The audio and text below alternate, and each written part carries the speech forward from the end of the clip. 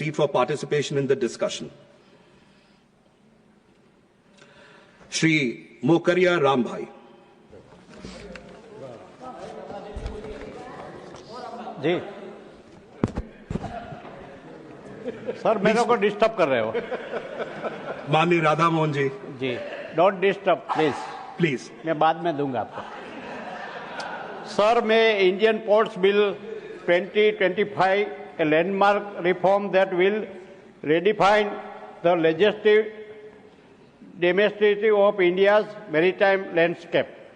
India's more than 11,000 kilometer long coastline in the drive of its 4 trillion economy, powering over 95 of our trade by volume and nearly 70% by value. Sir, a major port cargo handling has touched a historic high of 855 million tons in financial 2024-25, up from 581 metric ton in financial 2014-15. It increased 47%. The port capacity has expanded by 87% at major ports in the last decade. Ships that once lingered nearly 4 days now turn around in just 48 hours. A 48% improvement through digitalization and process starting under Sagarmala 22 projects worth 1.41 lakh crore are completed, including jetties, ferry terminals, port connectivity, corridors and berth expense. Coastal shipping has increased 118%, while cargo movement on inland waters has witnessed an astonishing 700% surge from 6.9 metric ton in 2.14 to over 55 metric ton today. It is big achievement, but ये अपने जो कांग्रेस वाले और opposition वाले को mind में नहीं आता कि मोदी साहब क्या काम कर रहे हैं। उसको ओपोजिट ही करना है और भगवान को मैं प्रार्थना करता हूँ इसको हर बार सद्बुद्धि दे और ऐसा ही करते रहे तो हम आगे बढ़ेंगे और वो डाउन हो जाएगा। 9 Indian ports now rank in the World Bank's Global Container Port Performance Index (CPPI), with Visakhapatnam at number 19 and Mundra at number 27.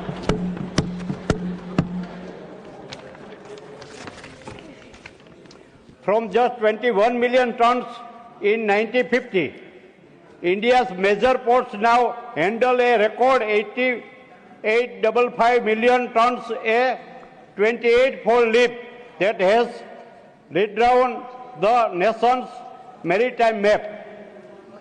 The Indian Ports Bill 2025 is our opportunity to transition from catch-up mode to global leadership, matching international ports. The current framework lacks statutory provision from long-term port planning. The predefined and coordinate protocols for emergency response and disaster management are absent. A dispute resolution mechanism suited to a complex stakeholder ecosystem in the need of the owner. Sir, मैं पोरबंदर से आता हूँ, मेरा native place Porbandar है। वहाँ एक natural port है government का। मैं रिक्वेस्ट करना चाहता हूँ अपने माननीय मंत्री श्री कि वो पोर्ट को थोड़ा डेवलप करे और वहाँ बार बार वो रेत का जो अंदर आ जाता है तो नाविकों और पोर्ट को अंदर आने में स्टीमर को दिक्कत होती है। और वो डिफेंस के लिए भी एक इम्पोर्टेंस पोर्ट है, वो बारमासी बंदर है और वहाँ एक मेरा रेलवे पहुँचता है। तो मैं आपके माध्यम से रिक्वेस्ट करना चाहता हूँ कि वो रेलवे कांग्रेस के समय में रेलवे ट्रैक के ऊपर अनलीगली एनकरेजमेंट करके बांधकाम कर लिया था, वो हटाने के बाद अभी पोर्ट मूवमेंट के लिए ट्रेन भी वहाँ पहुँचनी चाहिए और इसके लिए कुछ हम मिनिस्टर से बात किया था, कुछ मूवमेंट हो रही है, तो मैं दोनों को अभिनंदन देता हूँ। पोरबंदर पोर्ट है वो बारमासी पोर्ट है और सबसे पुराना पोर्ट है। वहाँ से डिफेंस के हिसाब से वहाँ कोस्ट गार्ड भी है, नेवी भी है, और पोरबंदर ऐतिहासिक सुदामा गांधी जी की भूमि है। आगे वेरावल पोर्ट है, आगे मुंद्रा पोर्ट है। तो सभी ये जो पोरबंदर से आगे ओखा से वलसाड तक जो दरिया समंदर है उसकी कुछ जो रेंज थी वो भी अभी बढ़ गई है। शायद पहले 1600 ऐसा कुछ किलोमीटर था, अभी शायद 230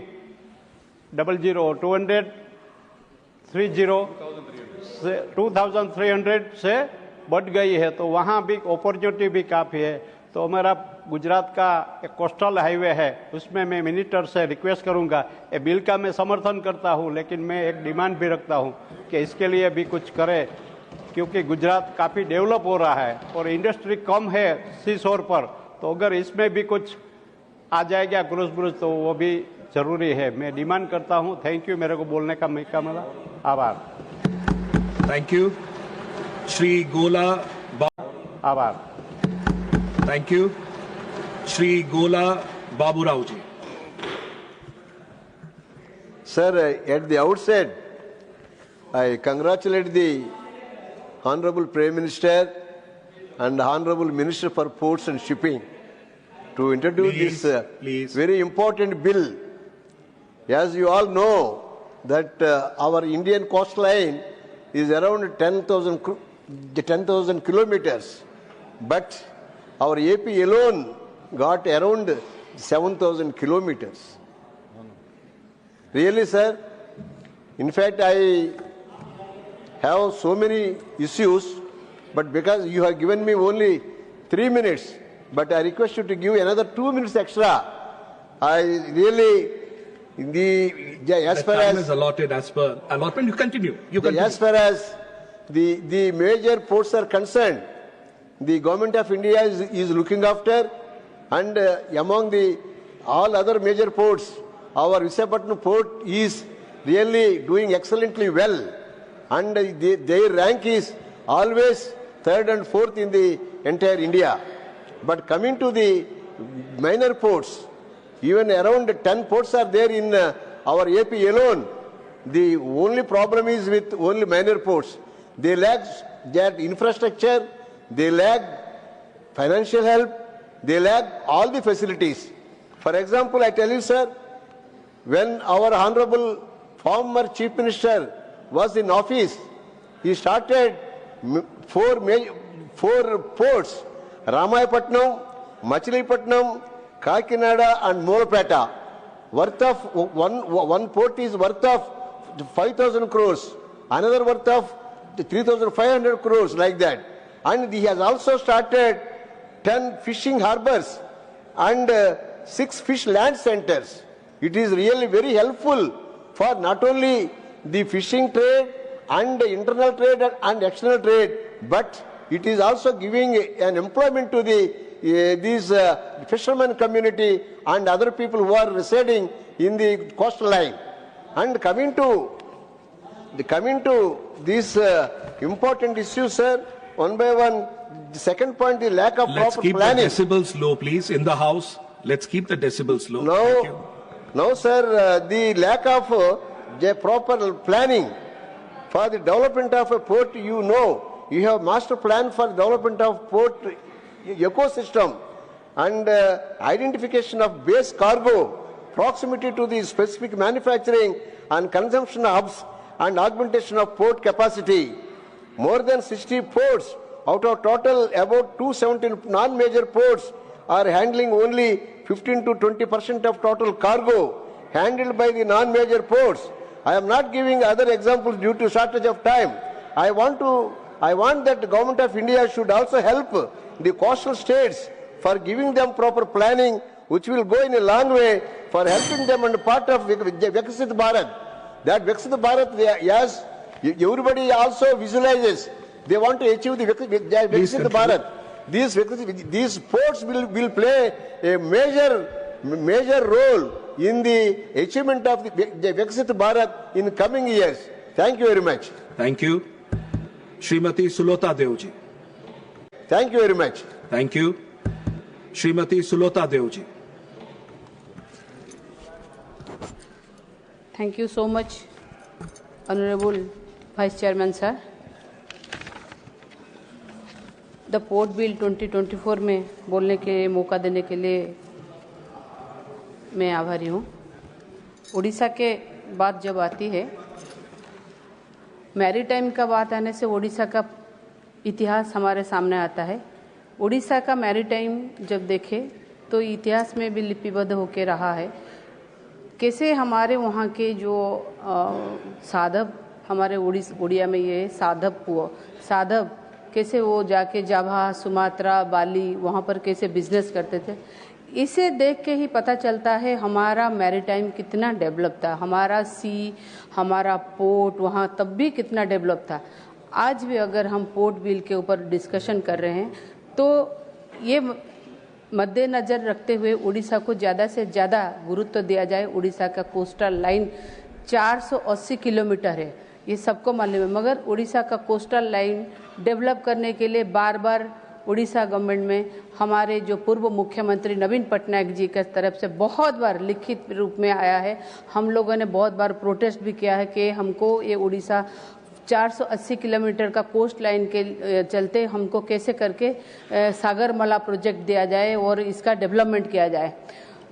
हम लोग ये कभी डिनाई नहीं कर सकते कि उड़ीसा जब देखेंगे, पारादीप पोर्ट जो है वो भारतवर्ष में जितने गिने चुने बंदरगाह है उससे एक सबसे अच्छा बंदरगाह है।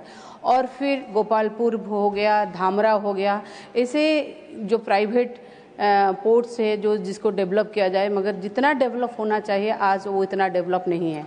हम अगर सोचेंगे ये बस एक पोर्ट है, ये नहीं हो सकता। ये वहाँ के कोस्टल लोगों की लाइफ लाइन है। वहाँ पर मिनिमम 3 बिलियन पीपल जो कोस्टल एरिया में वहाँ पर बसवास करते रहते हैं, उनको किस तरह से उनका फाइनेंशियल ये हो, किस तरह से हम लोग जो मछुआरे वहाँ हैं उनको किस तरह से आगे बढ़ाया जाए, उनका किस तरह से डेवलपमेंट हो, कोस्टल लाइन का डेवलपमेंट हो, ये भी सबसे बड़ी चिंताजनक बात है। और एक बात है, हम लोग जब साइक्लोन के बारे में बात करेंगे तो साइक्लोन एक ऐसा है जो उड़ीसा का जो कैपिटल, जो साइक्लोन का कैपिटल है वो तो उड़ीसा को बोला जाता है। देखिए साइक्लोन के बाद बार बार हम लोगों की जो वहाँ की पारादीप हो, कोस्टल एरिया की जगतसिंहपुर हो, केंद्रापड़ा हो या फिर गोपालपुर हो, जो कोई भी जगह देखे वो ज़्यादा से ज़्यादा बहुत रूप से क्षतिग्रस्त होता है, मगर उसका मुआवजा हम लोगों को हमारे जो फिशर्समैन से जो वहाँ के लोकालिटी में जो लोग रहते हैं उन लोगों को नहीं मिल पाता है। मैं ये बोलूँगी कि ज़्यादा से ज़्यादा जैसे उन लोगों को, देखिए जब पोर्ट हुआ तब उन लोगों को विस्थापित किया गया, मगर विस्थापित करने के बाद में उन लोगों के लिए कोई ऐसा पैकेज नहीं मिला गया। इसको चलते मद्देनजर रखते हुए कैसे साइक्लोन को हम ये कर पाएँ, हम लोग जो मैंग्रोव फॉरेस्ट हो उसको ज़्यादा से ज़्यादा कैसे किया जाए। और फिर मैं बोलूँगी कि जो जितने सारे ये नियम आ रहे हैं ये बिल में, सबसे ज़्यादा तो मैं लोगों को किस तरह से इसका सुविधा मिलना चाहिए, और ख़ासकर उड़ीसा में उड़ीसा के मैरीटाइम को मद्देनज़र रखते हुए सारे पोर्ट को कैसे करके अपग्रेडेशन किया जाए, ग्रीन पोर्ट का कैसे ये किया जाए, ये हमारा डिमांड रहेगा। और सारे 480 किलोमीटर की कोस्ट लाइन को ज़्यादा से ज़्यादा कैसे यूज किया जाए। और हमारा सागरमाला प्रोजेक्ट बहुत दिन हो गया पेंडिंग है, हमको सेंट्रल गवर्नमेंट से जितना मिलता है एश्योरेशन मिलता है करेंगे बोलते हैं, मगर कुछ नहीं हो पाता। मेरा डिमांड रहेगा जब हम ये पोर्ट बिल को ये कर रहे हैं, सागरमाला प्रोजेक्ट को भी उसमें शामिल किया जाए और उड़ीसा को कभी सोतला व्यवहार ना किया जाए, उड़ीसा के पोर्ट का डेवलपमेंट किया जाए, क्योंकि उड़ीसा से पोर्ट से आयरन और कोल और ये से बहुत सारे मिनरल्स आते हैं जो अर्थनीति को स्वावलंबी करते हैं। तो मेरा डिमांड रहेगा उड़ीसा के पोर्ट्स को ज्यादा से ज्यादा नजर दिया जाए और प्राइवेट पोर्ट को भी ये किया जाए। और एक वे पोर्ट के सिक्योरिटी को भी मद्देनजर रखते पोर्ट के जरिए कहीं कुछ ऐसा जैसे हम लोग सुन रहे हैं कि पोर्ट के जरिए ये सब जा रहा है, ऐसा ना हो, इसके चलते भी ये किया जाए। Thank you. My ruling, we move on. Shri Praful Patel ji. Not present. Shri Dhairyashil Mohan Patil ji. Shri Dhairyashil Mohan Patil ji, please, please, please, please. If you have to leave, please leave. If you have to stay, please stay. We will not have this going on in the house. Yes. Shri Patil ji, no cross talk. Either you have to go, you have to sit. You decide. I'll not continue this. Shri Patil ji, please start. आदरणीय सभापति महोदय, It's entirely between them, but this is not the place. No further Indian discussion. Code Bill. Shri Patil, please address the chair. Indian Please code address bill the पर chair. मैं यहाँ पर मेरी बात रखने के लिए Please. अध्यक्ष This महोदय is यहाँ the पर point खड़ा of हूँ। order right now. Not point of अध्यक्ष order, not महोदय, point of order. Not allowed. Shri 1900 Patil. Shri Patil. का भारतीय बंदरगाह अधिनियम, ये इस नियम की पहले रहने वाली पूर्व पीठिका है। अध्यक्ष महोदय, भारतीय बंदरगाह 1908 का जब हुआ था, उसमें उसका वो जो प्रारूप था, वो प्रारूप अध्यक्ष महोदय उस टाइम के हिसाब से वहां पर रखा था। एक तो बात यह है कि ये जो नियम जो बनाए गए थे, वो उस वक्त के जो राज्यकर्ता थे, जो ब्रिटेन में रहते थे, उनके सहूलियत से हिसाब से भी अध्यक्ष महोदय किए गए थे। तो अध्यक्ष महोदय, ये बहुत जरूरी था कि अभी जो बंदरगाह में जो गतिविधियां चलती है, जिस तरीके से शिप का आवागमन जिस तरीके से होता है, जिस तरीके से उसकी गतिविधियां भी अभी बढ़ने लगी है, जिस तरीके से गतिविधियां बढ़ने के कारण उस संबंधित होने वाला पोल्यूशन भी अलग अलग स्वरूप से अभी समुद्र को यहां पर प्रदूषित करने लगा है। तो यह बहुत जरूरी था अध्यक्ष महोदय कि अलग नियम बनाए जाए। इस स्थिति में इस टाइम को जो अच्छे रहे, जो रिलेट करे, वैसे नियम अध्यक्ष महोदय बनाए जाए। इसके लिए अध्यक्ष महोदय ये नया कानूनी ये अधिनियम यहां पर बनाया गया है। अध्यक्ष महोदय, इसके बीच कई सारी संधियां अलग अलग देशों के बीच यहां पर बनी है। एक international convention for the prevention of pollution from ships, मतलब अध्यक्ष महोदय जहाजों से जो प्रदूषण की रोकथाम करने के लिए कुछ अधिनियम इंटरनेशनली अध्यक्ष महोदय बनाए गए थे, कुछ संधियां यहां पर हुई थी।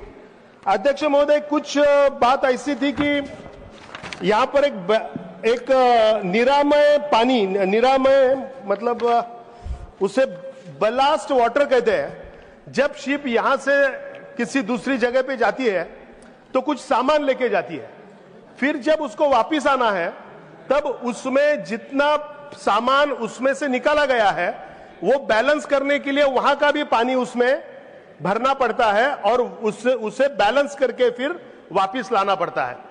उस परिस्थिति में जो पानी जो है, जो इकोलॉजिकल जो कंडीशन वहां की पानी की है, वो पानी जब यहां लाया जाता है तो कई सारे कीटाणु, कई सारे बायोलॉजिकल इकोलॉजी जो साथ में लाई जाती है, उसका भी एक बड़ा पोल्यूशन पूरे वर्ल्ड में यहां पर उसका भी एक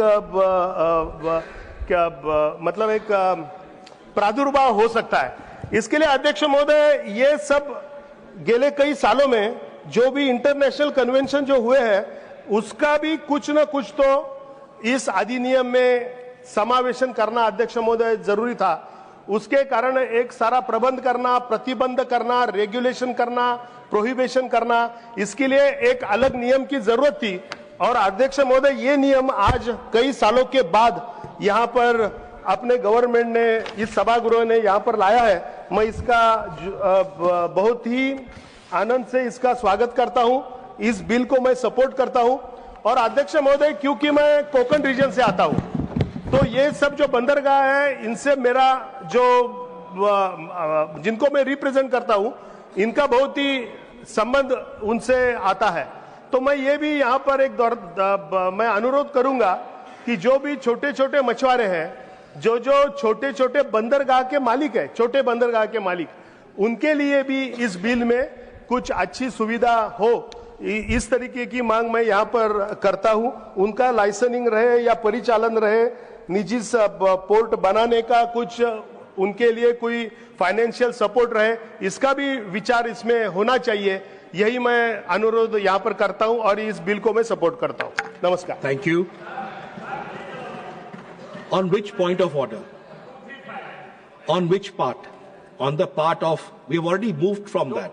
जो पीछे आपको बोलना है बोल दीजिए 2 मिनट। I'm allowing you. देखिए माननीय 235 के नियम में 3 नंबर पर स्पष्ट ये लिखा हुआ है कि राज्यसभा में प्रवेश करते समय या राज्यसभा से बाहर जाते समय और अपने स्थान पर बैठते समय या उठते समय